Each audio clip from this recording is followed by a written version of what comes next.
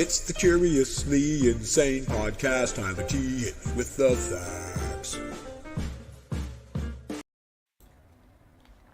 What it do, what it be, it's your boy Tyler Transu here with the Curiously Insane Podcast, where we find out what fires people up, and in doing so, we fire you up to find your Everest and climb it, because baby, it ain't the size of the dog in the fight, it's the size of the fight in the dog. Sco, bro.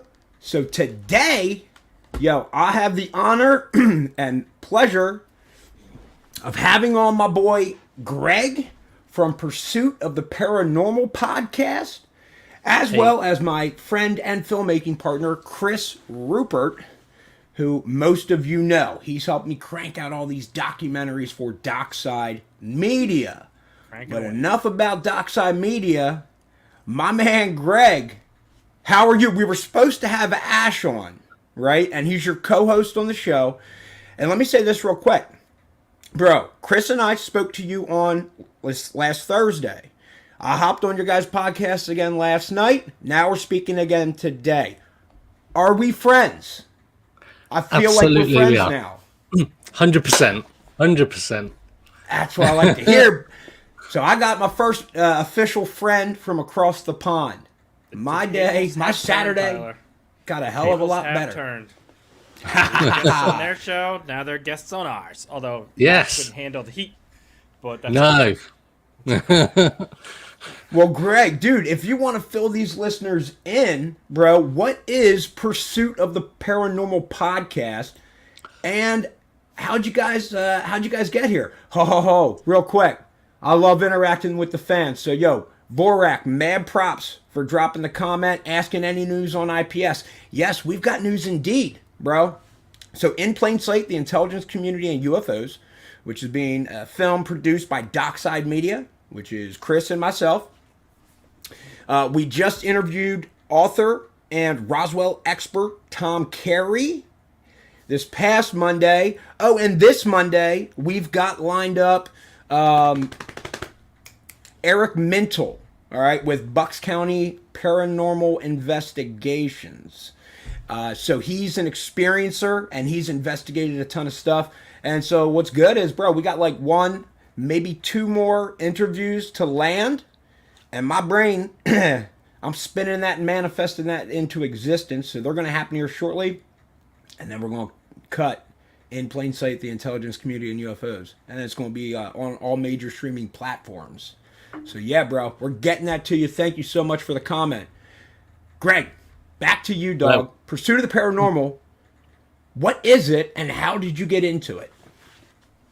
So we are a podcast. We've been running for about 18 months now, and we try to talk about the lesser known stories of our unknown world. So some of the cases, poltergeist cases, UFO cases, and people that we chat to are sharing their story for the first time, and we're not covering, say, Skinwalker Ranch. We're not covering some of the bigger known cases. We're trying to give a voice to the people that haven't had their story out, or highlighting some of the cases that are older, say some of the UK cases that are older, that people don't necessarily know about. And me and Ash met, well, we've actually met once in person, but we actually met online during the pandemic in 2020, end of 2020, as admins of a poker group. So we play online poker. Yeah.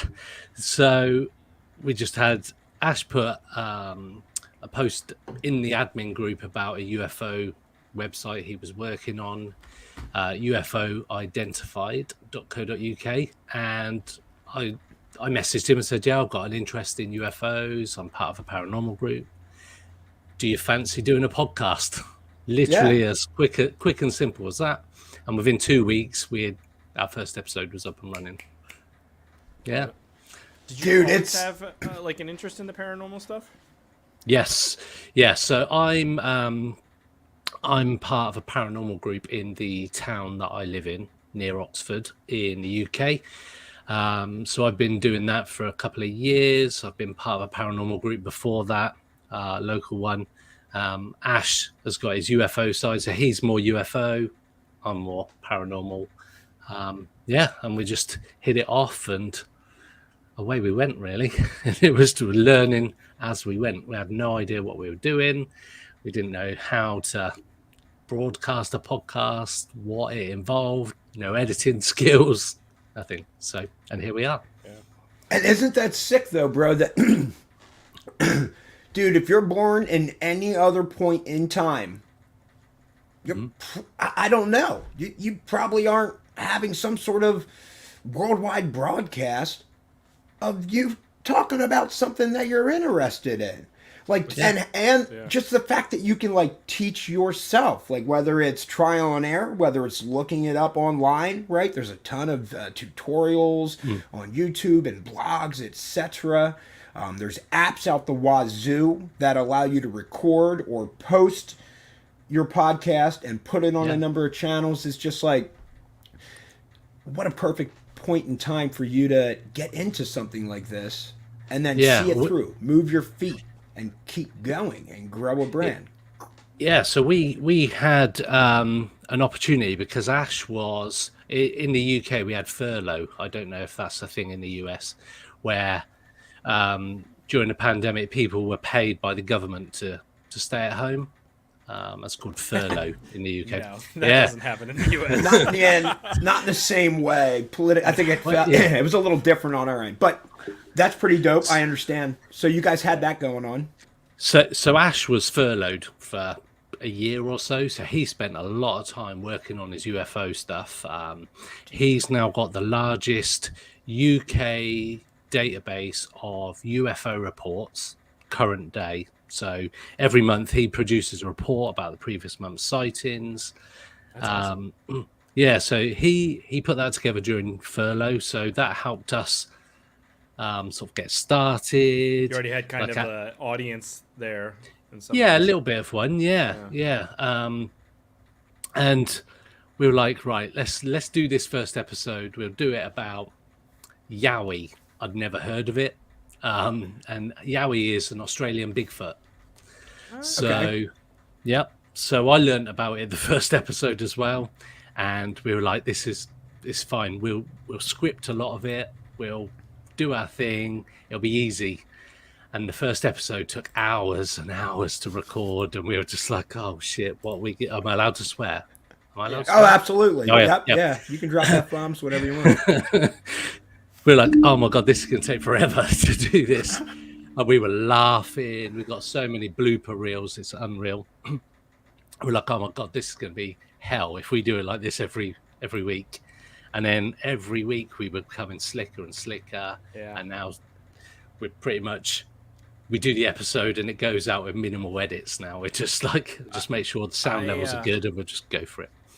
I started my podcast and stuff about almost 6 years ago now. So it's called Bad Movie Night. And when we did the first episode, we ended up redoing it because it was just bad.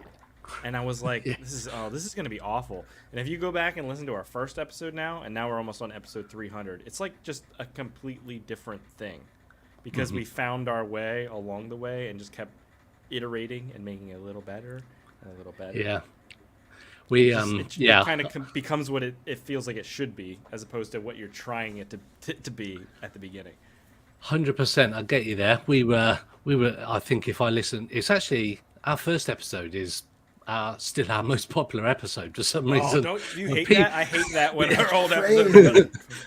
People bring up old episodes and be like, "That's so bad. Don't listen to that." Somebody must listen to it and go, "Yeah, oh my god, I don't know how they get from there to carry on." And just look back, although it was good. What it is now is a lot more sort of free form. We don't really script stuff. We just have a few questions. We ask a few questions and then just go off from there. And wherever it takes us, it takes us. Hopefully, sort of covers off everything that we need to cover off. But when we were on your show, you guys had a lot of really, actually, because we've been on, I don't know, like 10, 15 podcasts recently. And I thought you guys, your questions were really, really good. Because they were like, a lot of times we get people who'll be like, oh, how'd you come up with such a great idea? And you're just like, okay, I'm going to give a fluff answer. But you guys were like, so do you believe them? And I'm like, oh, shit. It was actually like, oh, I need to think about this a little more. I like that. Like, you guys asked really good questions. It felt really thoughtful. Ah, thank you. did. Thank you. A lot of that was on the fly, so thank you. That's all right. You're welcome, man. Yeah. But that's how we learn, dog. Like, this idea now of you being able to produce a podcast with minimal edits, being able to, like, conduct yourself on screen, speak clearly, articulately. Same thing with Chris. And how your Bad Movie Night podcasts flow now, and everybody kind of bounces off one another, and it's a neat thing to see. And unless you're like a creator or creative, most people don't understand. Like, oh, dude, like it's muscle memory. Like, dude, this was the result of lots and lots of practice. And like, I don't look at it like I'm just having fun and doing it. But in hindsight, it's like, bro, the way that people get better at anything is by doing it. And that's like my 8-year-old son, dude, he can spank my buns in Fortnite all day long. And I'm like, I've grown up playing video games all my life, and it just blows my mind that an 8-year-old, like, dude, it's to the point where I don't have to like throw the game or pull punch, like to make sure it's competitive. It's like, nah, dude, I'm trying my best and getting my butt stomped. and he's like, oh, Dad, come on, man, why do I gotta rep you again, and all this stuff. And same deal. It's just crazy. He's one of those kids, if anybody viewing is into Fortnite, like, well, they actually just took out building in the new update, but you can build these walls and whatever, and it's just a mechanic. I'm okay with like shooting people and that kind of stuff, but these kids like him has this instinct from repetition and practice that if he hears a shot go off, like, dude, this insane wooden structure is built and protecting him. Like as soon as, and I'm the type of guy on the other end, even though I've been playing it enough, I see that happen, I automatically start running the other way because I know, this guy is good. They will destroy me. I cannot build like this. So I hope anybody listening out there is encouraged by like you and Ash, making use of the furlough during the pandemic to start this like UFO archive website. Like, bro, people think or I know it's easy for me to think, oh, well, that name I see on the book of the author at the bookstore, dude, they're an author. I don't look at them as a human being who one day said, man, I bet I could write a book. I just assume, they always knew how to write. This is what they were doing. And it's like, nah, dude, all these people are just like us, and they just tried. That's all they did.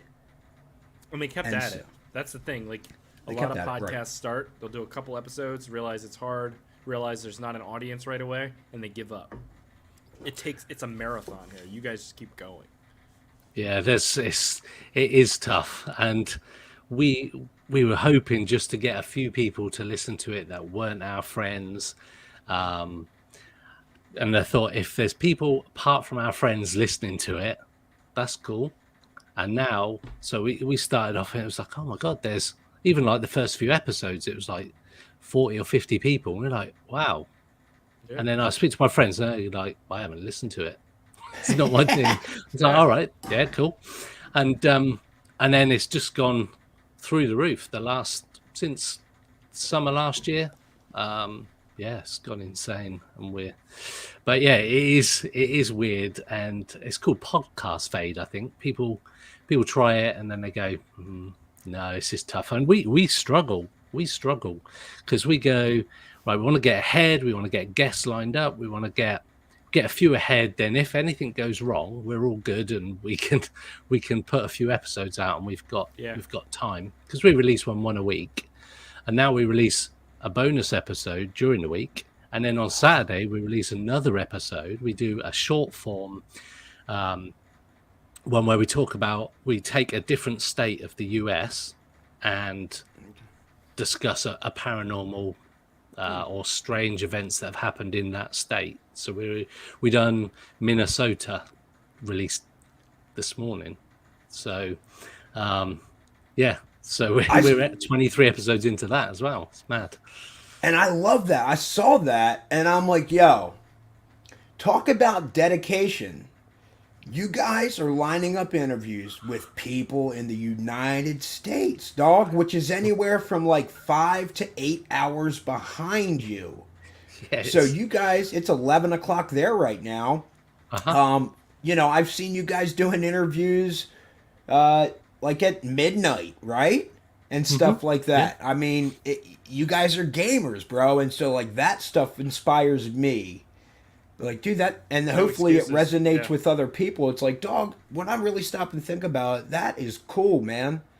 That my man, my dude stayed up till midnight, till 1, 2 in the morning to talk to these people during their time in their time zone, to create great content and get people thinking and talking about werewolves and Sasquatch and ghosts and UFOs and aliens and just all this fun stuff in the universe that, like, I don't know. Like, who knows? I was talking to Chris earlier, dog. Like, it still blows my mind, right? That, like, science irrefutably agrees that the placebo effect is real. That we can do a trial with pain medication. And some of those people that take the sugar pill, they'll report that their pain level went down. And, dude, that tells me, it's not for everybody, but, dude, like, the mind is a powerful thing. If it can change your pain receptors and all the shit going on throughout your body to be like, oh, whoop, I took literally nothing, a sugar pill, but I think I really believe in my heart, dude, in 20 minutes, my back's going to be feeling good. And because I believed it strong enough, my back felt good. Like, dude, I think stuff like that can lend weight to more of the paranormal stuff as well. I had an experience with that, not with a placebo like pill that they said was going to do something, but I was having all this intense pain in my side and my back, and I went to the ER and they said it was gas, and I was like, okay. And then a week went by and I was still in this pain, like I was curled up in a ball, like it was fetal position. It was so painful. I went back to the ER and they said there's nothing wrong. And so then a couple weeks went by, and I was fine. Like, the pain subsided. And during the second ER, they're like, we'll set you up for this dye test to check your gallbladder. But there's nothing wrong with you. Yeah. I get into do the dye test. I'm driving home, and they're like, you need to turn around and go to the ER right now. Your gallbladder, you have whatever, it's blocked. And, like, it could, I don't know. Like, you just need to be at the ER. And I'm like, can I go home and get clothes? And they're like, no. You need to come now. I had to turn around. So you're driving naked? No, well, I got naked on the way back. Okay. So then I went to the ER. They immediately did surgery and removed my gallbladder. And when I got back to the ER, they're like, are you in pain? I'm like, no. They're like, you should be in immense pain. And I'm like, I was a while ago, and you guys kept telling me I was not. And so then I guess I decided I wasn't anymore, and my body just didn't even register the pain anymore. It was bizarre. Because I was like crazy. On the ground, like Amy can contest, my wife. I was like just dying. I was like, oh my God, it's so bad. But they just told me I was fine. So then I guess at some point I just convinced myself it was made up. I've got one like that as well. Yeah, it's insane, right? That is insane. I've got one. I used to suffer from migraines. Every week I used to get a migraine, like horrible migraines. My mum suffers from them as well. And I was taking tablets, all that kind of stuff. Yeah. Doctor was telling me to take like 4 ibuprofen just to nip it in the bud and sleep or whatever. And then I read online about a daith piercing in my ear. So it goes sort of through this bit of the ear. Oh, okay. And they say that people who have that can stop migraines. So I thought, I'll go for that. Had the daith piercing that day. I've not had a migraine weekly for about the last 6 years. I get them occasionally, but not anymore. It fell out, so I haven't even got it anymore, and it still works. Is there like any science behind that, or is it all just Nope. People report that helps, Right. but apparently it's works. The something. power of suggestion is crazy, dude. It is. Yeah, no science at all. It was just a thing. So, yeah. Dude, that's it is insane. crazy. Same deal with like is it like phantom pain with like amputees or whatever? Like somebody, you know, like an arm cut off. And bro, isn't that crazy? Like your brain, like all those nerve endings, they've been severed, burned off. Like there's definitely zero sensation there, or like from a scientific standpoint, like going back up to your brain saying, "Yo, that shit hurts," but like to feel out where their limb is not like pain. That's crazy, dude. That's crazy. Are we in a hologram or something? Right? Like, I don't know, man. The world is a wild place. I remember, Or what was this? What's this new theory now I stumbled upon? The I'll probably mispronounce it or say it wrong, but if somebody in the comments watching wants to correct me, is it like the dead internet theory or something like that? What's that? Like we're basically like all of the people commenting and posting and stuff are just bots, bro. Like it's not even. And if you like, depending on what subreddits, popular posts you get into, dude, it is wild when you get into this stuff. You're like, holy cow, bro! Like this person that has all this karma has influenced, say, our conspiracy or whatever. At least to the point of like, oh, tons of front page posts, most popular. It's like, dude, this is some bot that's going on, curating and screenshotting a tweet, and then reposting it with like, you know, a clever headline to cause engagement. So it's like, damn, dude, how many people are actually like, I'm an energetic and engaging person, and I don't comment a lot on like YouTube videos and stuff. I just don't. Or Reddit. So it's like, yo, like, yeah, is there some truth to, bro? Are we just being gamed by bots controlling everything? Maybe. Yeah, maybe. Why not? It's just as insane as not being done. Yeah. There's definitely like a curation of the content we are served via social media platforms and stuff like that kind of dictate what. I guess it's trying to figure out what we will engage with the most, not necessarily what we want to see. Yes. So it might engage us with political discourse that we disagree with just because they know that it will cause engagement. So that stuff's like dangerous manipulation of the populace, right? Like, it's definitely not healthy, I don't think, to be served like that kind of discourse that... What does it serve? Like, you just get riled up and you'll write some mean comments or something like that. But that's what they want you to do. That's what they want you to do. Because, like, the algorithms are such that they want content. So people put in good and bad, put in different reactions. People liking your comment is not as good as people loving or being angry about your comment. If you're getting either of those, Facebook's like, oh, that's an interesting... Something more is happening, and they push more of that. And because their ultimate goal is to keep you, or to keep people on the platform, whether you're engaging or not. They just need enough people engaging that when a non-engager scrolls past it, they see enough likes or shares or comments, whatever. They skim a couple. And they form a viewpoint and narrative and stick to it and keep going. And the reason to keep people on is like, because like, well, dude, we're selling ad revenue through these scrolls and stuff. There's ads that people are paying for.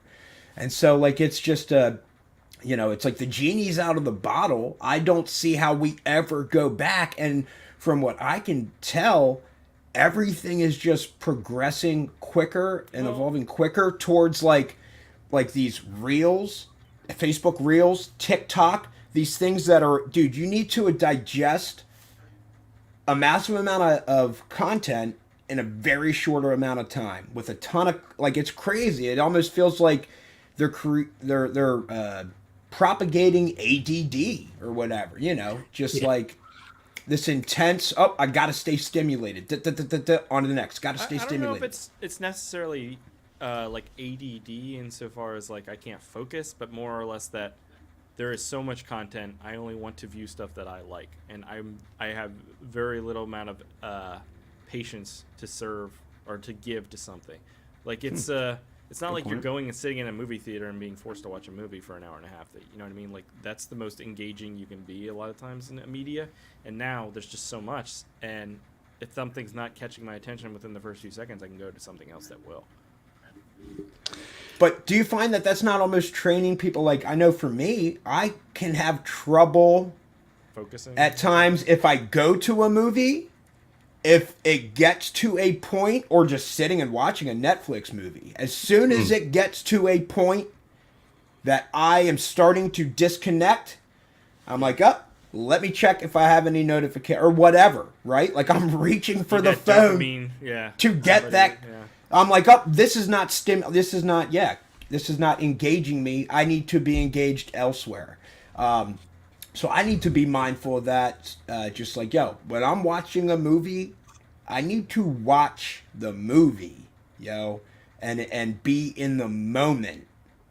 And so, I enjoy it when those circumstances and things come up, because it helps keep me mindful of being engaged in the moment. But isn't that's a bit like how Tinder's working and stuff like that, where you're just going left, right, or whatever it is. I wouldn't even know what but left, right, and you're just making quick decisions based on what you're seeing, regardless of necessarily whether or not it's going to go anywhere. Same as Netflix. Dude, I just noticed you down there now, Ash. How long you been chilling in the lobby? No, I've only been here a minute. I'm like to be fashionably late for these things. Nah, bro.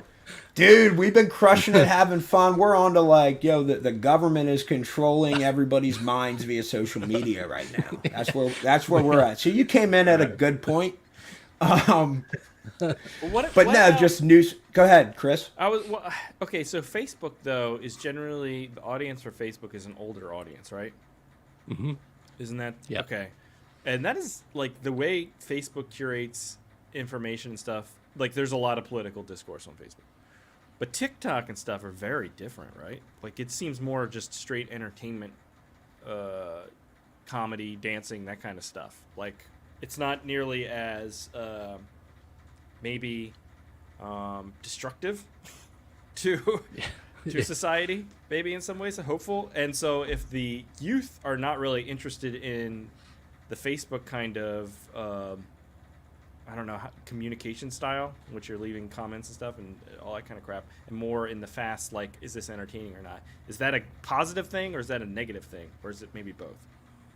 There's definitely a big difference, because I think, like, if you look in comments on TikTok videos, it's just a lot more support and just friendliness, whereas on Facebook it's just, like I say, the older people just arguing all the time. Whereas on TikTok, you can just notice that it's just more supportive comments in there. There's less arguing like you see on Facebook all the time. Like, I've been using TikTok for a couple of years for UFO stuff. I mean, there's some accounts that have like millions of followers for paranormal stuff, and it's just all good stuff. You just don't get the arguing I get on Facebook. Is it like more positive? Yeah, definitely 100% more positive. I think it's just that young generation, I think, are just more open-minded. That's good. Than the older generation, and just more, just definitely 100% more supportive. I do think it is positive that all these various platforms and their different unique ways of to assist you in creating content does helps give everybody the opportunity to be a creative or be a creator of something. Like, dude, there's a lot of people. You wouldn't probably say, hey man, like, are you a video editor? But bro, all these kids making these TikTok videos, they're making conscious decisions how to stitch together these clips so that it tells a story within 3 minutes or whatever it is, and they're adding sound effects and they're adding logo or words and stuff to help like engage the audience. It's like, bro, these people are learning marketing, branding, becoming filmmakers. It's cool. They can experiment on platforms like that, like YouTube and TikTok, and form completely different ways of digesting like video content than we've experienced before. Like, how many YouTube videos do you watch where they're like, "Hi, this is my channel," and then it cuts, like jump cuts to, and now today I'm talking about, and it jump cuts because they're just cutting around the like uhs and ands and stuff. But you're just used to like, oh yeah, he's just jump cutting all over the place while he's telling us about this movie or something. Like, we are so used to that kind of editing style now because of YouTube. There's so many different like weird things. Now imagine if you watched a movie and you're watching The Godfather and all of a sudden he just starts jump cutting around while he's doing his dialogue sequence. You'd be like, what the fuck is going on, right? It's fucking weird. But for YouTube, we're like, yeah, this is just how it is. I don't know. We've become accustomed to these new styles of editing and stuff like that. I think also that it's instant feedback on those, like TikTok video. Mm-hmm. You can tell straight away whether or not it's a popular subject or you've hit gold with that particular video, because it'll go viral. I think since things go viral,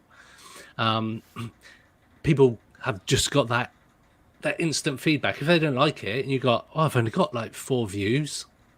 I've only got 4 views, 5 views. What? But I'll change I'll change what I'm doing. I think that viral idea though is also very demoralizing to a lot of people who don't realize that like 99.9% of the people who make content are not going to go viral, and instead you're going to have to do years and years of hard work to cultivate an audience, because that's the reality for most people who are creatives making stuff. Most people don't just make something and all of a sudden it blows up and now I have 1 million subscribers. It's just not the reality, but that's what we all see and we want to believe, and then it's very easy or very like you just become so disheartened a lot of times when you make something you're proud of and nobody watches it. And I think that's the same with the podcast. Like we were saying, people do 1 or 2 episodes, then they go, not many people listening to it. Too much effort for little reward. And people go, I'm going to make tons of money on advertising. I go on social media and I'm on some of the podcast communities, and people going, I've just started, I'm just about to launch my first episode. I've just spent $2,000 on this top of the range microphone and mixer. How do I get adverts? I'm like, exactly. What? Me and Ash started our first episodes, we had some £10 off Amazon. They were clip-on microphones. And then over the time, we've like, actually, that probably isn't as good as we need it to be. But even now, like, we've hardly spent any money. The most money we've spent probably is on Zoom subscription each month. If you do any kind of thing like this, I feel like you got to have more than just the drive for money, because that's not going to sustain you, because the money generally is not going to come until you put in years and years and years and years of effort. Absolutely. That is unrewarded for those years. I can testify to that as well. I don't know how many times I've seen on like Reddit where it's like, I just got to 1,000 subs. I want to monetize, but it's taking so long. I'm like, what do you think's gonna happen? You might get like $3 last month. They're not gonna send you a check for that. Like, I've been monetized for years. Like, I make very little on YouTube. You know what I mean? I have like almost 9,000 subs or something. It's nothing in the grand scheme of things. But like, just because you hit that milestone doesn't mean things are gonna change. But I guess you do need to look forward to those milestones, because they should be achievements, and you should celebrate when you do have those small wins. Definitely. You should. And I think... Yeah. Go ahead, Greg. No, I was going to say, a lot of it's about validation. People want to be validated, so they see, I've got 24 likes on this video I've posted, or this TikTok I've just posted. Yeah, that's cool. And then the next time they're going, well, I only got 5 on this one. That's not so good. So people are constantly chasing more and more likes.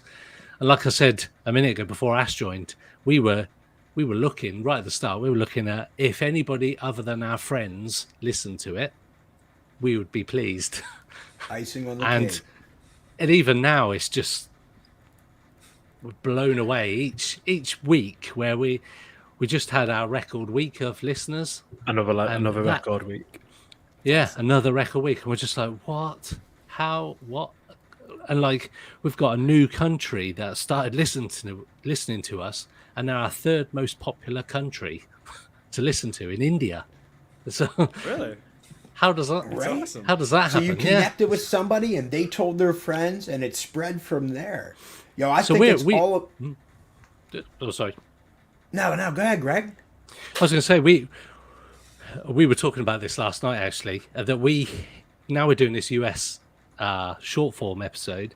That we have now got somebody in every state in the US has listened to our podcast. May have only been once, but one person in all the states, and we were across like 60 countries. Is it 60 countries? Something like that mad, around the world.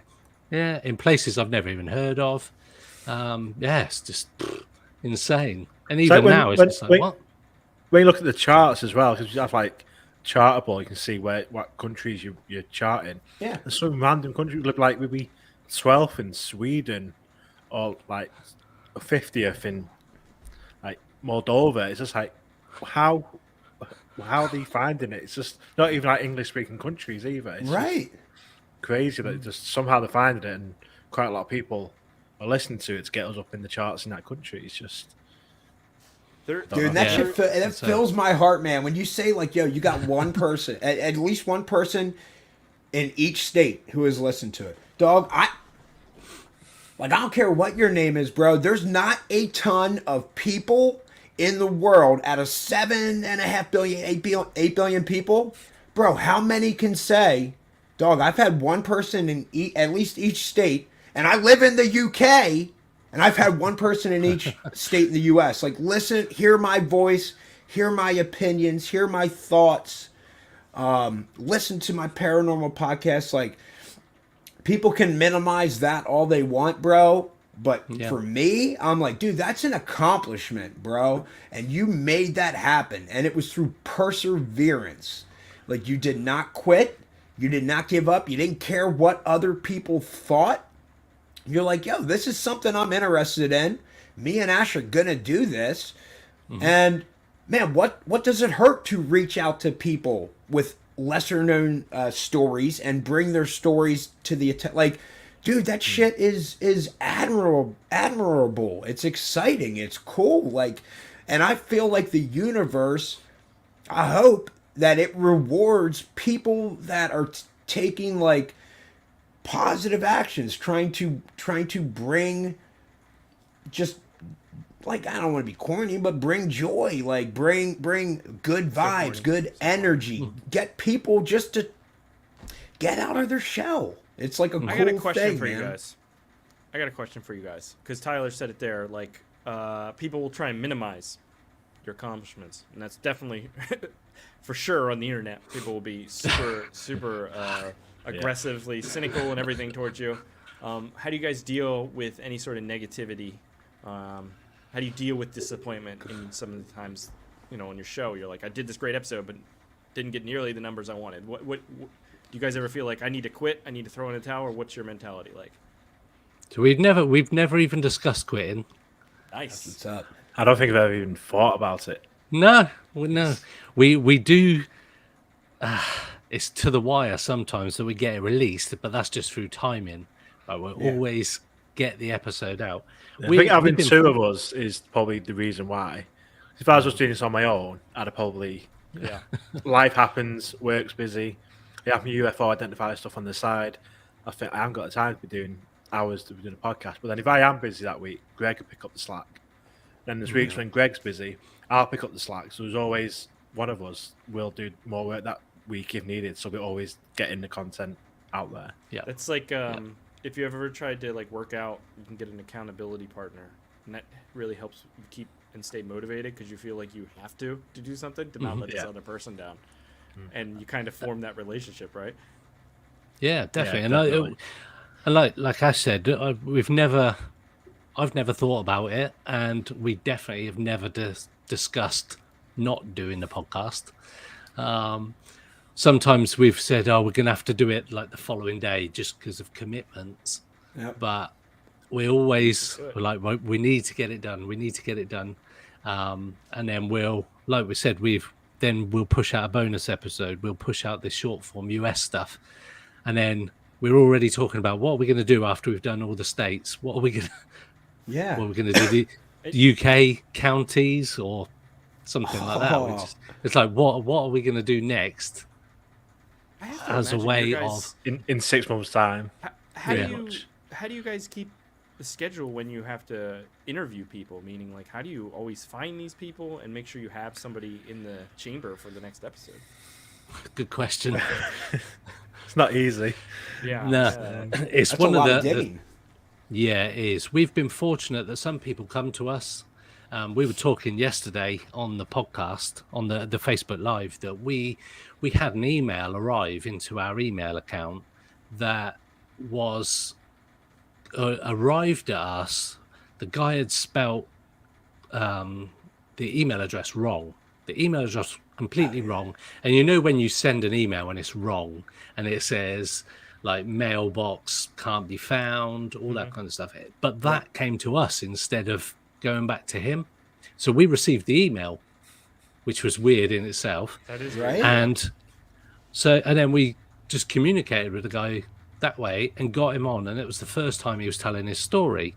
But we get stuff like that. Just strange stuff happens. And we've got an interesting story, Tyler, about after you left us yesterday. No way. Pause 1 second. Yo, Chris, the dude that sent this, the way they got this email, like, just, like, crazily, the dude just disappeared then also. Yeah. Gone. He's from his social friend... media, nowhere to be found, nothing. What? Like yeah, dude. Far out. Yeah. So, all right, Greg, go back. What? Yeah, what? So what happened? What was the crazy thing last night? So we some strange things happen on when we're recording. We'll do an episode, or we've been doing like a live chat with Ash's UFO group, and somebody in the background there, you can see their lights flashing, start all flashing, and weird stuff happens. We were talking to a guy called John Edmonds, who owns the Stardust Ranch, very much like Skinwalker Ranch. It's like a famous story. Rest in peace, John. He passed away last month, but we were fortunate enough to interview him. I'd been chasing this guy for months. It's a story that I was really interested in. I said to Ash, I'll try and get him. And I commented on a post he'd put on Facebook, and he replied to me, and I said, I've sent you a message. And he's like, yeah, I can do an interview. Can you do it now? I was like, I just need a few hours. We just need to... So I spoke to Ash, said, look, I've lined this up. Me and Ash figured out, we called him via Skype. He didn't have internet. He didn't have a mobile phone, no internet. Literally in the middle of nowhere in Arizona. The only time he had internet was when he went to like the main towns, like using an internet cafe. It was insane. So we had to do a Skype call via like to his landline and somehow record it and stuff. So it took us a while to work out how to actually record the phone call with him. But anyway. Yeah. So we were talking. So there's Ash there, there's me, and there's John. And all of a sudden, my computer just all shut down. I've got a brand new Mac, like a 2021 Mac. So I upgraded it. I was like, I need to get something decent. It completely shut down. The camera shut off. The computer restarted. And I was struggling to get back onto Skype. And I came back on. I said, I'm really sorry about that, guys. And they're like, what are you on about? I was like, the computer just shut down and everything. And I was off the call. And they're like, no, you were there the whole time. Because me and Greg could see each other on a video call, but he was on, like, tagged in via landline. But I could still see Greg was there the whole time. That he was apparently gone. Not taking Greg's word that he left, but yeah, I believe it. Isn't that insane, Chris? Like, dude, like, how does that? How is that even talk at all? Did you talk to Bizarro Greg while real Greg was gone? I can't recall. I mean, I'm guessing not. Maybe John was talking. We were just listening. But like his image wasn't frozen or anything like that. Not that he was noticeable. Not that he was noticeable. Like you can see he's still moving around. Frozen. You can see him restarting his computer. It's like, what? How is this? Yo, that's crazy. How is that even possible? Getting on to last night. So we finish our call, Facebook Live. You go off the call. So at that point, right, we've got to do our Minnesota episode for Paranormal United States. that went out. So today. that went out today. So we get straight onto it. We get all the backgrounds up. Because it's with Spotify, we're able to do a video podcast on Spotify now. We're part of some beta program, so we can launch. So we do it as a short form 10-minute one with video. So we have to be even more prepared, right? and try and be look pretty and all that kind of stuff. Anyway, it feels different doing it than just audio. So we're talking, and actually 2 things happened. You don't know about this next bit, Ash, but I'll tell you about that in a second. Ooh. So we're talking, Ash is talking and explaining this town in Minnesota that celebrates Halloween, like the Halloween capital of the world. Is it the world? Yeah, that's their tagline. And there's a particular place called Billy's Bar and Grill, and in there, over the years, there's a girl spirit of a girl, and it communicates via EVP with this particular paranormal group about Ring a Ring a Roses song, and the voice came on the EVP. It said, "Sing me the song." That was right, wasn't it? Sing yeah. So they're in this room where this girl apparently lives, this young girl, and he asked her, "Do you want to play Ring a Ring a Roses?" And then in the EVP, you hear her reply, "Sing me the song." Is like what they got as a response to them saying that. So that's like sort of interesting story. So as we're talking about that, we both hear something in our earphones. So we both stop, and I'm like, "Did you just hear that?" And we both heard it, and then so we carry on. It's creepy one. I thought it sounded like maybe a teenager's voice, or you said it's like sound like someone shouting. Yeah, but we both heard it on the headsets and the video, because so with Zoom it records the audio separately, so we've become accustomed to this kind of weird stuff happening, and where we can do the audio afterwards, we can see where the sound was, so whose audio the sound actually appeared on. That makes sense. So I heard it in my headphones, and we got the video of it, and I'm just like, this is a bit weird.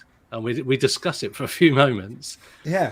And we definitely heard it. I was like, no, it's definitely not come from me. I could hear it in my headphones, but nowhere else. And it turns out it was from my side of the audio. It is your audio. And Ash just sent me the 5-second clip of this sound, which I haven't had a proper chance to listen to. I was listening to it in bed last night like that on my phone. But yeah, so we get all manner of weird stuff happening. So that was one weird bit. And then we were talking as well. I said, when I hear a girl's spirit, everything reminds me of Carrie Ann from the Poltergeist film. You know, that little girl, Heather O'Rourke, I think her name was. She died during the making of the films. And I was talking to my wife about that and said, how is this? And I showed her my Facebook post, like the timeline, and then one of the horror films, it was about this Heather O'Rourke girl, and that was this afternoon. I was like, what? What? Insane. So you get loads of weird stuff happen. I want to hear this sound clip then. Are you going to post that on social media or anything? I was trying to send it because I sent him just the audio. So what I did is I isolated the bit of audio and then repeated it and slowed it down to try and sort of hear it. And that's what I sent to Greg last night. And Greg said, "Can you send me like the actual video of like before and after it as well?"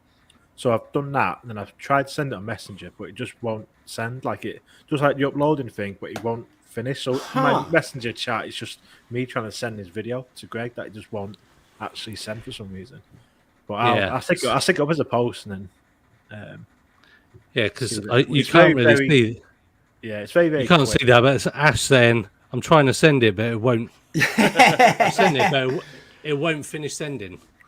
Dude, that is crazy. I mean, to me, it sounds like the voice says that's me or me, or something, or definitely it sounds like me.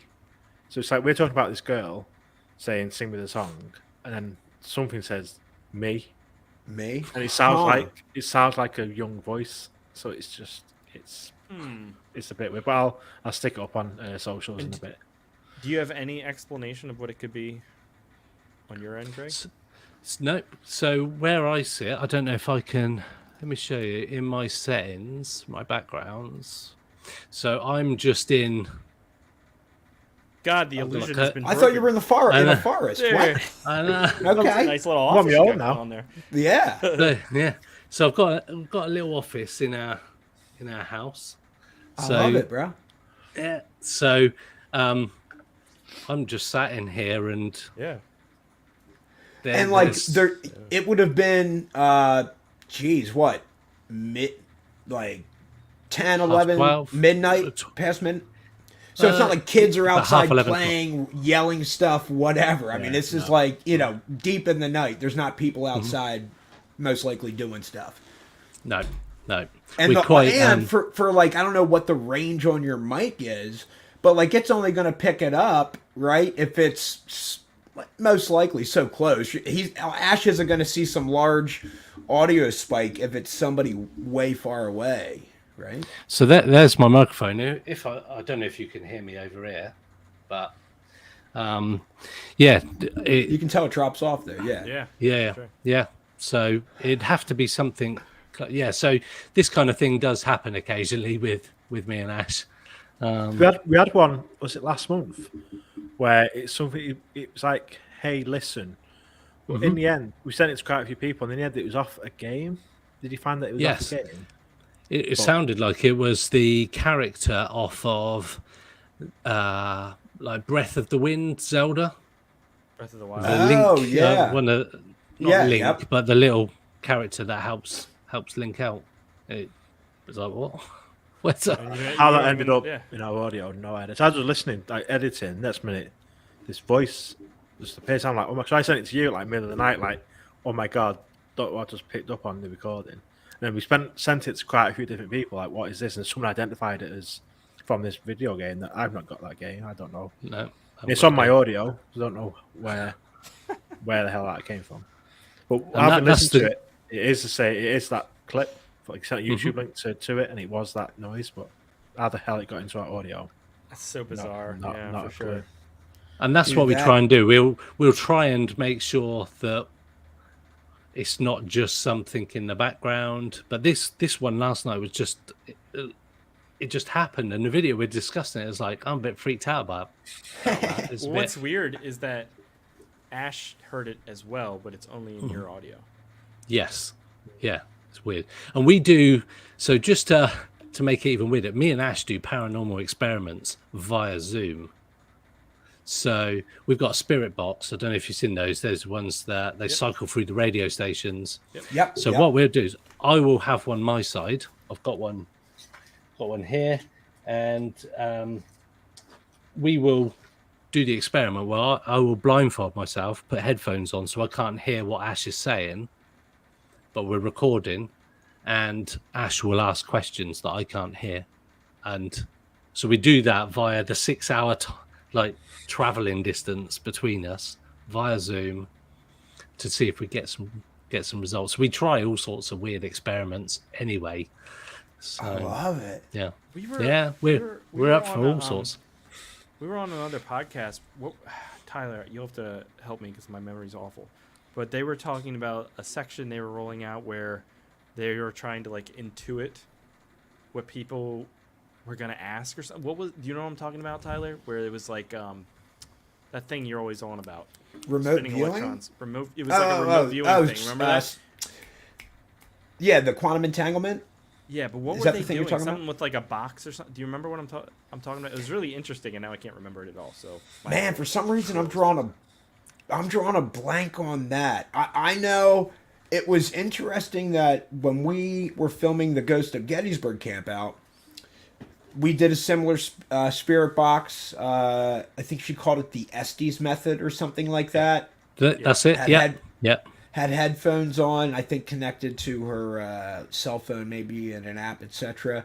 But it was interesting that like the two most skeptical people in the group at this campout, which would have been Chris and Lisa, whatever the one gentleman was with that Lisa Diane lady who's in the film, I don't think he was necessarily in the film. Maybe just a little B-roll wasn't. at the fire. But it was so crazy that the spirit box somehow our medium randomly was called out the two people that were the most skeptical on that. At the camp out. And then Chris also had experience, which we've shared on other podcasts, where the portable battery that he had, which was real large, it can power lights, etc. for hours, holds a charge. He's worked it before. People are telling us electronics sometimes don't work at these battlefields in Gettysburg, and sure enough, we get there and this thing doesn't work. It would turn on and then turn off right away. I was like, yeah.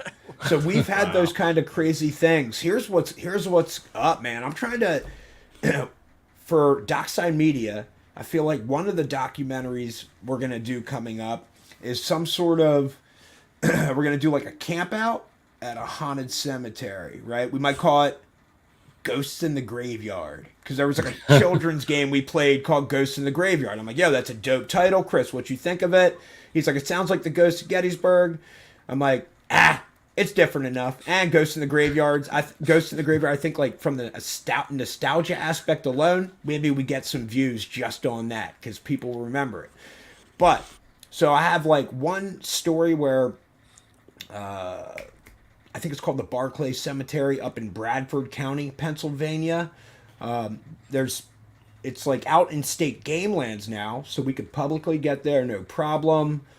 And my uncle and another person he knew just had some really far out experiences there. One, he was out hunting or trapping, runs into this guy.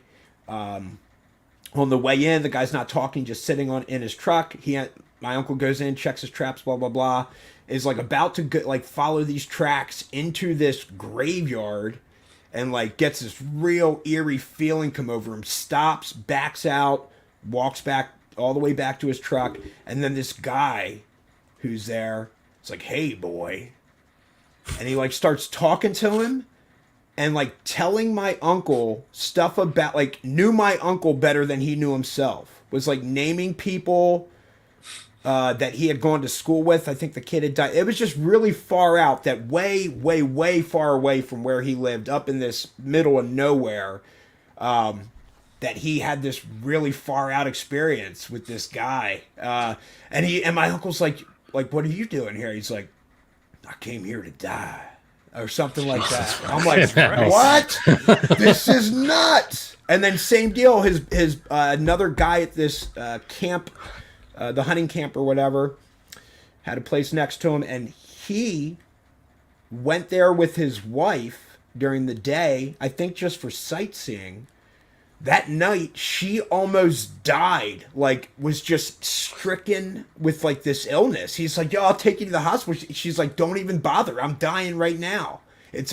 And woke up the next day. She was nothing happened. But this buddy Gene's like, dude, I will never, ever, ever go there again. That place is whacked out. So we might go camp up there. can't wait to camp there. Sounds fun. So here's what's good. If you guys can get into the States, you guys are more than welcome with your experience and knowledge. We'd love to have you on that camp out. Or if you know of some haunted cemetery up your way that we could crash at overnight, I'm down for that. But what you guys think? The Ghosts in the Graveyard. Would you guys watch a documentary called that, where it follows some people, interviews of people who've had paranormal experiences there, coupled with footage from a investigation kind of camp out to see what we can capture. And dude, that shit. When Chris and I are doing the Ghosts of Gettysburg, and we're on haunted lands, dude, where people bled out, tens of thousands of people 150 years ago fighting the Civil War. Dude, it's it blows my mind. It's kind of I don't get real freaked out. I try and just appreciate, dude, this is insane. That molecules and atoms that make up my body have me even standing here as the same place as whatever, thousands of spirits who did some crazy shit, dude. And had some really like traumatic endings, right, to their lives. Like it's nuts. So I try and go in always like positive, respectful. I'm not there to like hurt anybody, dude. But if there's something to this, I would love to help be a beacon to like bring this kind of stuff to the world, to help digest it and talk about it in a way that doesn't get people completely like freaked out of their pants. Well, even if you don't believe in any of the supernatural stuff, even being on like the Gettysburg battlefield is just a unique kind of experience. Just it is like you're like looking back into history. You see this place and you can just kind of imagine what happened there. It just feels a little different. It's awesome. If you haven't had the chance to go somewhere like that, I recommend it. I mean, I really should, because especially up north, obviously we had our Civil War, War of the Roses, which is Lancashire, where I live, like versus Yorkshire. And obviously, and also in the north where I am, lots of battles with Scotland back in the day when Scotland would invade them, and all them fights going on. So there's lots of battlefields, castles, everything that we definitely need to be getting out there to these kind of places. I never heard of that game, like Ghost of the Graveyard, but it sounds. No, I haven't. Oh yeah, it was like a kid's like kind of like a hide and go seek at night or something like that. I feel like it's been forever since I played it, but something how you're counting to 10, then yelling ghosts in the graveyard, and then you're going to try and find the other people who've hidden, I believe. But that's just small world here about Ash, that you live in Lancashire, dog. Yeah. And dude, like, so I'm in Lancaster, and the city across the river is York, right? So, and it's based on your guys' War of the Roses, Lancashire and the Yorkshire, and like we have the I think it's the high school football teams or whatever. There's a War of the Roses, Lancaster. Like it's trippy, bro. How life's journey entanglement, Tyler. Quantum entanglement. We all thought this up together and collectively manifested this situation. And yeah, dude. So that's just it's a crazy part of this tale. You missed it, dog, because you were late. But I told Greg earlier. I said, dog. I spoke to you cats on Thursday. Chris did as well. I spoke to you last night. I'm speaking to you here today on Saturday. Like, are we friends? I feel like we are. Definitely. I got 2 friends from the UK, man. My life is good. And everything's a win, man. Everything's a win for me. I've got a sofa if you do come to crash over. There you go. I was just waiting for the invite, bro. I was just waiting for somebody to say it on air. I can crash there. Okay. We're getting so maybe we film at a haunted cemetery out your way. Awesome. Sounds good. We've talking about so like you guys have got that twin sort of town thing going on. We spoke to somebody in the US, and she was from a town called Wantage, and 15-minute drive for me is a village called Wantage. Then we spoke to a guy about UFOs, and he grew up in the same place that I grew up as well. My mates lived, and I used to spend a lot of my time in this particular village. So we get a lot of people that have got some kind of weird connection, like me and Ash. So this is one thing. We've mentioned it on the podcast before. So this is all a bit weird. So Ash lives 6 hours drive away from me, other end of the country. I'm in Oxford. He's in Manchester. And we've got this UFO thing going on. Well, Ash has. And one of the things that they've been looking to do is that you write to your local member of parliament, so your senator in the US, and ask them about what is known about UFOs, essentially. That is, and to make it public.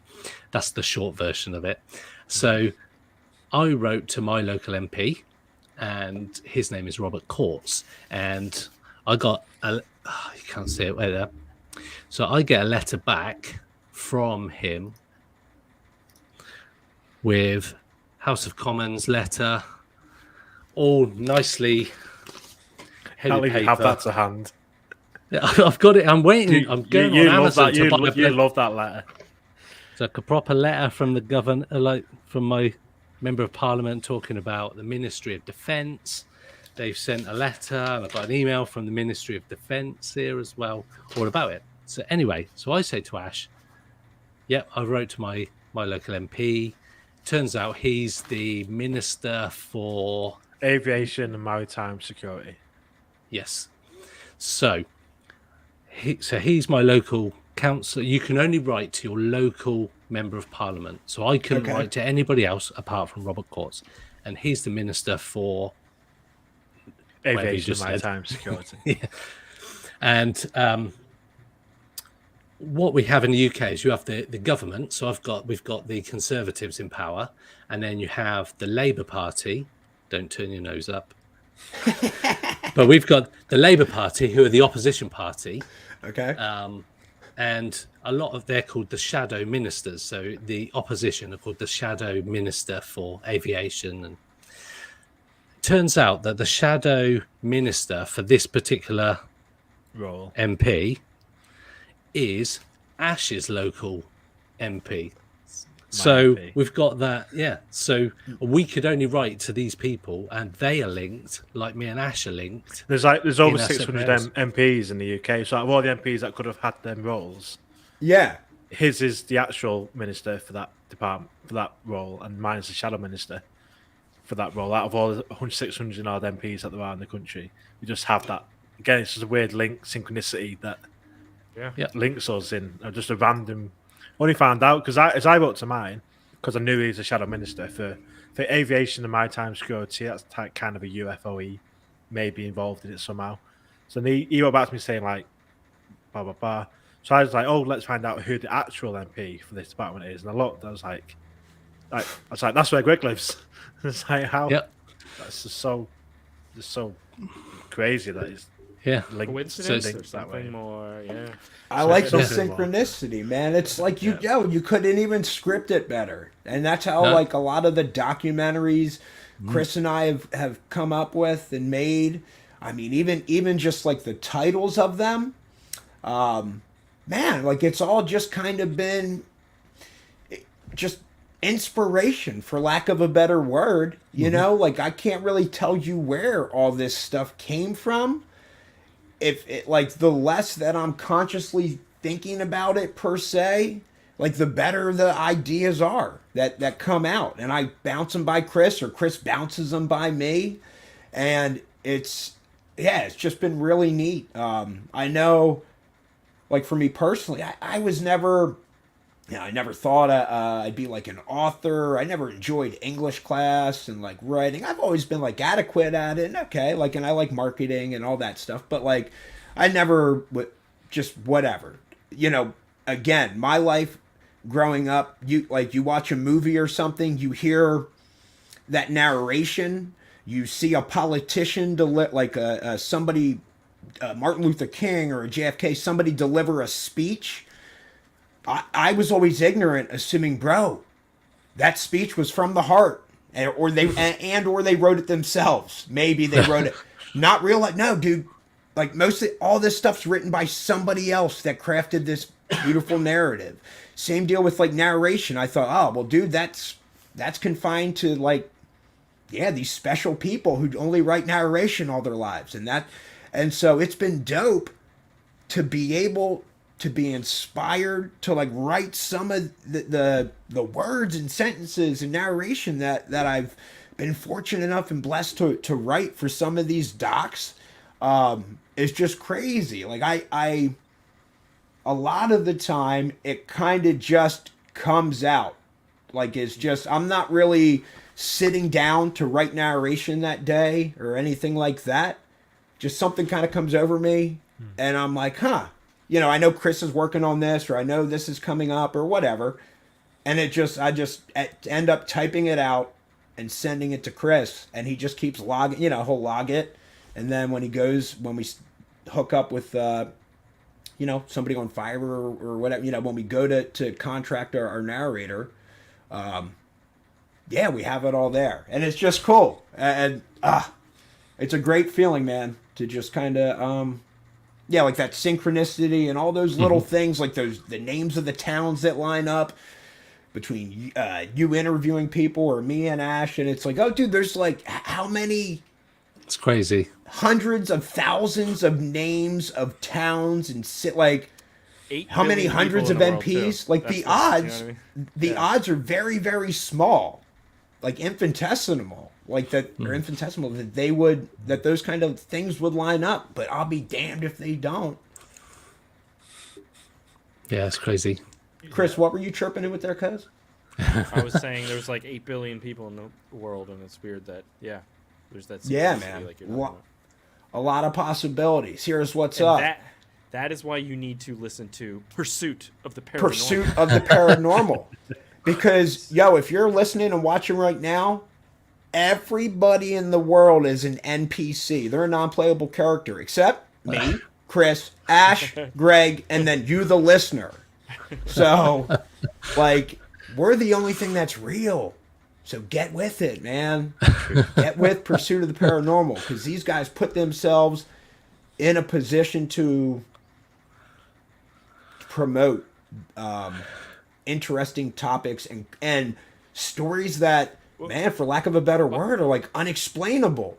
Here's what I always dig. Let me get your opinion on this quick. I'm glad this just came to me. I can't remember if there's truth behind this or if I read it in one of like some sort of fictive, like a novel that was fiction. It wasn't real, but sometimes they sprinkle in real events to just make everything more interesting. But is there some credence to like the whole Salem witch trials? Right? Are you guys familiar with that? The Salem witch trials, right? It's like Salem, Massachusetts, here in the United States. I'm kidding. That like those people were all tripping on this like mold that grew in the wheat or whatever. Have you guys heard that story? I have.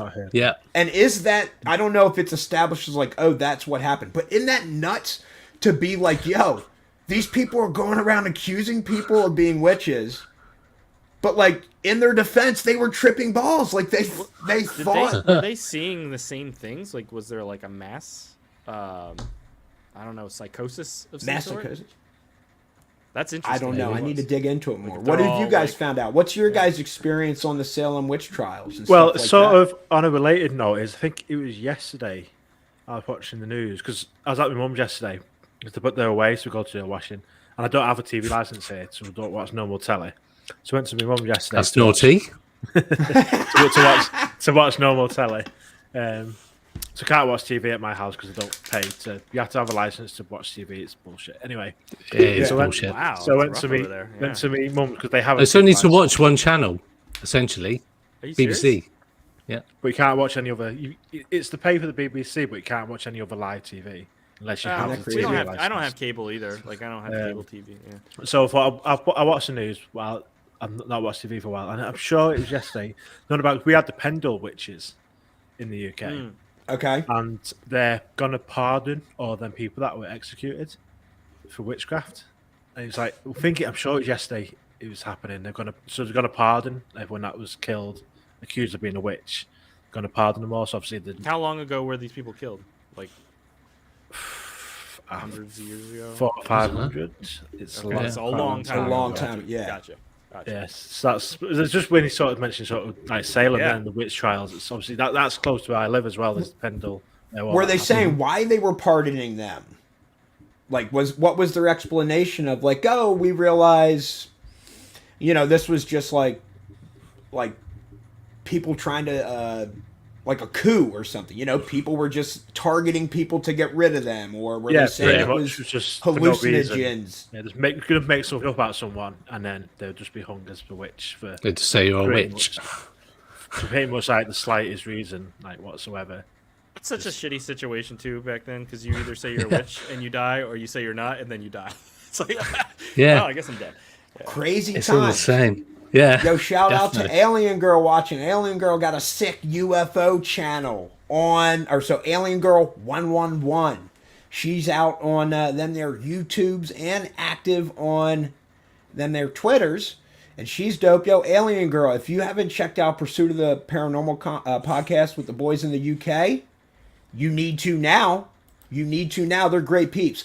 Yo, Alien Girl, you rock. Super excited about the documentary release. Yo, girl, thank you. You had us on back. This is what's up. Here's synchronicity. Ash, Greg, Alien Girl had us on her YouTube channel to discuss Conscious Contact Full Disclosure back in like November, bro. November. We sent her the doc. And her and Kelly Dodge, they interviewed us for it. And on that interview, we're like, yo, we don't have a release date. We are trying to get 1091 Pictures to pick this bad boy up. We believe it's gonna happen. We're gonna get it to the people. This distribution company is going to pick it up. And dog, here we are, April 2nd. We got Conscious Contact Full Disclosure coming out April 19th. And guess who's distributing it? 1091 Pictures. We ended up hearing from them. Like it's, I mean, dude, we couldn't have scripted it better. And so I'm always a believer in, if the more I voice stuff into the universe, like the better the odds of it happening. And if it doesn't happen, it ain't the end of the world. But dog, it doesn't hurt to think and believe, yo, come on 1091 Pictures, pick up these documentaries, baby. These are going to change people's lives, get people talking. And so, yeah. You rock. Yo, Alien Girl, we are finishing up filming In Plain Sight, the intelligence community and UFOs. Please believe we sending that your way for viewing and review. And maybe if we're lucky enough, we'll get to come on your show again to talk about it. But that bad boy's getting finished up too. So, yo, thank you so much for the support. And, yo, you keep doing what you're doing because I see that, yo, she is somebody... Amy, the Alien Girl 111, who's like consistent, yo. She is putting out UFO content that is current and up to date on the reg, dude. Daily or almost daily, lots weekly. But she does a lot of work and a lot of hustle. And she keeps it fun, yo. Because... man, that's how I try and like do life. Like, yo, last night we had our first football practice. And so I was coaching, these 8-year-olds. I know, but yo, Ash is into rugby. Greg's like, yo, you need to play regular football. But I'm doing that, and man, I'm losing my train of thought because I got aliens sending so much stuff. But coaching football practice, and dude, just like, man, I don't know, just getting these kids to like have fun, man, to just have fun and enjoy the process is a beautiful thing, man. And you can learn so much more just, I don't know, by enjoying the ride. I'm losing myself here. Somebody else can talk. Yo, thanks, friend. Alien Girl, you rock. I appreciate everything you do. We're going to keep it going. Yeah, I've seen Alien Girl around on Twitter. So yeah, that's what's up. I recognize Ash with the shout out. Dude, she's doing great work. So Alien Girl, yo, we'll get you here on this the Curiously Insane podcast, and we're looking forward to coming on your show again and talking about some more docs. What I like about your guys' show is like what you guys said, Greg, earlier, is that you're not just exploring like these big mainstream things that have already been covered. Is you're trying to dive into these little more unknown things. That's way more interesting to me as well. I do a bad movie night as my YouTube channel, and that's kind of the thing I like, is like finding these little unexplored movies that don't get, the attention all the time. So you find these cool little gems and stuff. So that's awesome. And I can't wait till you guys get to Pennsylvania. Yeah, almost you there. need to come to Pennsylvania. Dude, because here's what's up. Like that person that had that experience, like that you guys are finding in Minnesota and all these various places, like, yo, how is their experience any less valid than one of the more popular ones that are discussed. Like, dude, because to them, like, that is their life, bro, and that shapes and affects their life to a great degree, and that's like the most important thing, you know? So it's cool that you guys are getting that out there and hopefully validating them and their experience and stories. So the guy that sent us the email that we got randomly, that friend requested us, then disappeared off Facebook, he was telling his story, and me and Ash had, you could see the look in his eyes when he's telling you these stories about him being abducted daily by aliens or whatever you want to call them. Even when he was at different people's houses, he was still being abducted, and it had poltergeist activity at a young age, through to these alien experiences. And he definitely, we spoke to him twice, and the first time he was like a tired sort of guy. It'd get into him. So we speak to these people, and it's the first time they're telling the story, and you can tell that what they're saying they genuinely believe. And that's what we spoke to you guys about on the podcast. It's like, do these people, like you said, that they believe what they're saying is true? And that's what we get a lot of the time. We've delayed episodes because we're like, is that person telling the truth? And then we put it out, and we don't know. We haven't experienced what that person's experiencing, so we just put it out, like the documentary that you guys have done. You just put the story out, put the narrative out. Kind of sharing. You're sharing. You're giving them a platform for them to share their story. Yeah. And we never make a judgment on the podcast about whether or not it's true, false, made up, whatever. We just put it out. If people believe it, cool. If they don't believe it, that's cool. But generally, the feedback's pretty positive. We get some strange people messaging us, obviously, because it's the internet. But his name is Tyler. Here's what it is. His name is Tyler. Yeah. No, but that's a great quip. Because it's the internet. But yeah, exactly. It's a big place. It's a diverse population, man. We get some that are blatantly bullshitting, and we just don't give them time of day. Just stop. I'm like, Greg, stop replying to him. He's like, he's emailed me again. I'm like, because you're replying to it. Don't reply, and you get bored and stop sending fake. Don't feed the trolls. Yeah. But it is a privilege to, like Greg said, these are people that had never shared stories before, and a lot of them are nervous. But they felt like we was the safe space for them to do that, which is a privilege for us to do that. And we've had people like pretty much breaking down during calls and stuff, and because they're talking out loud about it. They've had no one to talk to about it before.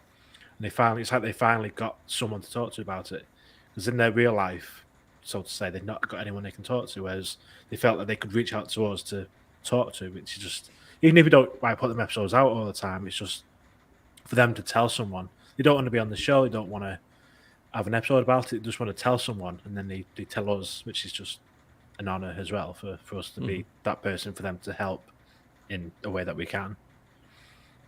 Yeah. I love it, man. Chris, what are you thinking over there, dog? I'm thinking I have to go soon because Amy's going to be playing Rainbow Six Siege right now, and she's going to start yelling about terrorists or whatever are in the game. So I got to mute the microphone every 4 seconds. Oh, it's all good. We've been running this thing for an hour and, almost 25 minutes, almost an hour and a half. You guys, it's well past midnight, but so I love that you guys are still that energy, man, and passion. Like, I hope the viewers and listeners can see and hear. Like, you guys are having fun, man. You don't need to be talking to us Yankees over here. What I will say is that after midnight, piggybacking on Ash's last sentiments, there is, doing my own podcast for years and stuff. What is so cool about it is meeting people. Like, we met you guys. We've done a few things with you now. We have this rapport. It's fun. Somebody I would never have met before in my life. Yeah. Halfway across the world, and we get lucky enough to do this. So if you're out there and you haven't started a podcast, you have an inkling to do something, just do it. Put yourself out there, because you don't ever know where it's going to lead. Get to meet all these cool people and all that kind of stuff. So that's my positive 100%. message for the day. I like it, So, Chris. It's been great, Ash and Greg. Love meeting you guys. Love your podcast. Love everything. Thank you're you. doing. So Awesome you. chat to stay in you touch again. and stuff. Yeah. Pleasure. You guys Thanks for getting rock us on. so much. Chris, I'm glad you can make it. Yo, real quick, Chris, do you want to inspire everybody one more time and just tell them about how you put on your big boy pants today, and you went and did a table read for a feature film you wrote. Okay. I'll briefly You've got funding touch for. on that. Go ahead. Yes. Did a table read Awesome. today. We didn't cast yet, but we did a table read anyways, just to hear the script out loud, which is always cool if you haven't. What's the name of it? The movie is called Transient. It's a sci-fi horror movie. Did a crowdfunding campaign at the end of last year, raised just about $22,000. Wow. Hopefully, on the final stretch to ink another $15,000 from somebody else and maybe some other funding. So we're going into production in September. In but the it's a universe. feature movie, and yeah, Awesome. I'm excited. So Amazing. lots of stuff happening. Yeah, thanks guys. Good luck. And it's cool. Yeah. So, yo, mad props on your perseverance there to write whatever 112 pages, 90 however, how long it is to write that script, to see through crowdfunding campaigns, to sit down and do to just get to the table read, dog. There has been so much I feel footwork like to get there. Right? People need to make a movie to understand how unbelievably difficult it is to make a movie, and then maybe they wouldn't be so casually negative about a lot of movies, because once they live through that experience, it's just an unbelievable amount of work with very little reward most of the time, because there's just so many movies out nowadays. But even a bad movie is hard to make, so keep that in mind when you're watching something the next time.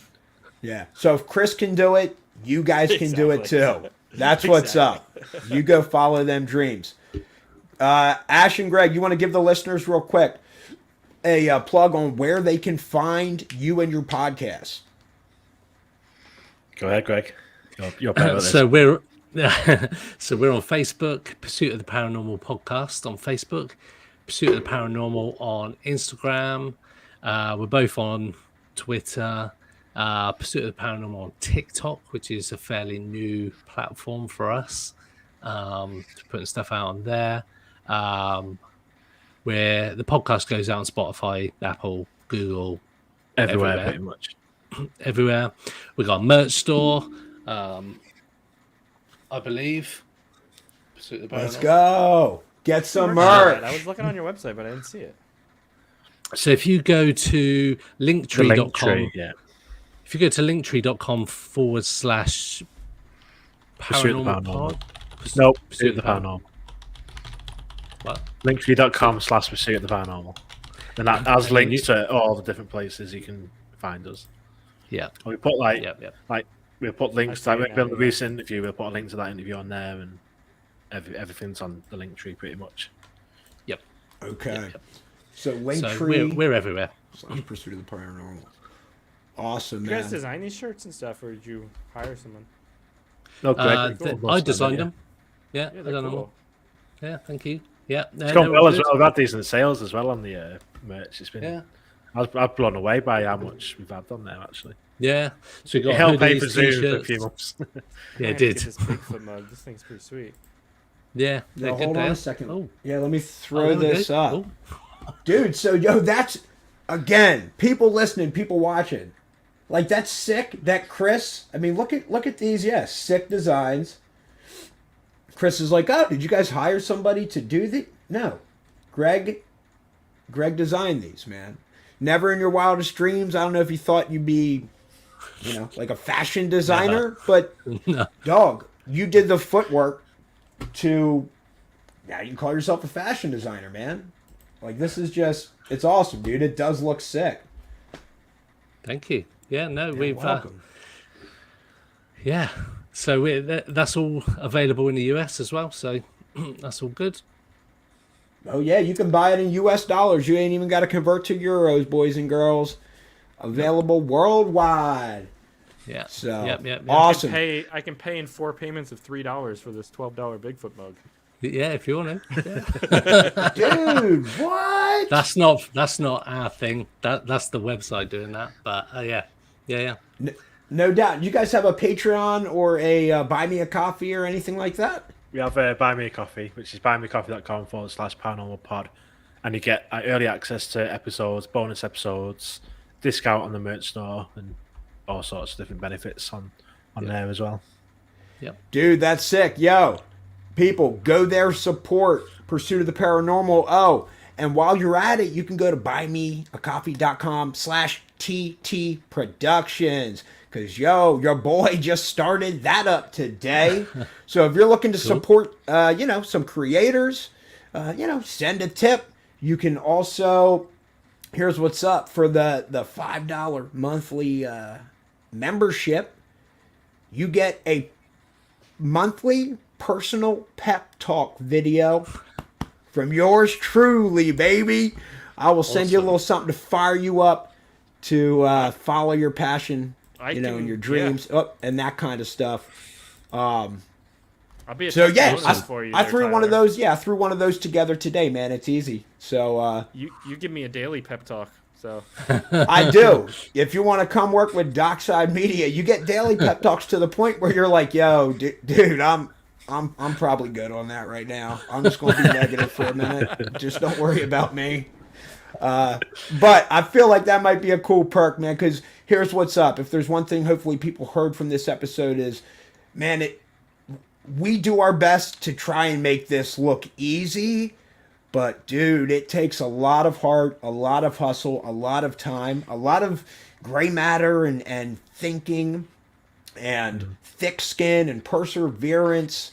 There's a lot that goes into it.